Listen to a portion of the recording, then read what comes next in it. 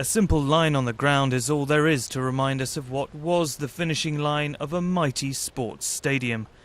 Today it's offices belonging to the BBC, but in 1908 this was the site of the fourth Olympic Games of the modern era, and the first to be held in London. Back then just 2,000 athletes took part, only 37 of them women. Some of the sports seen then have since disappeared: the standing high and long jump, motorboat racing and the tug of war.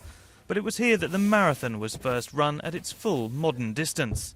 But it's a different kind of race to the kind of race that we understand today. The athletes, they didn't have the kind of sporting clothes and equipment they have today, so they were sort of doing things like putting lard and butter on their feet and different kinds of shoes. They were having a couple of glasses of wine before they set out. And there's a really strong amateur feel of people coming along and just giving it a jolly good go in clothes that would not have been particularly helpful for a sporting event.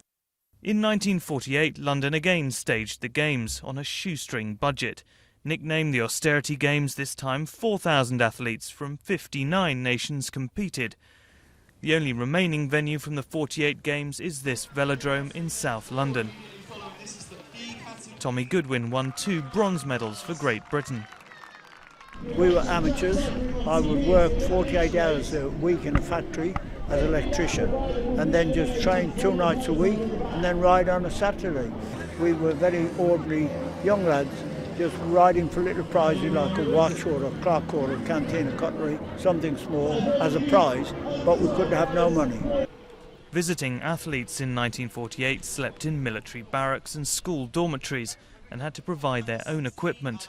British competitors were still on post-war rationing.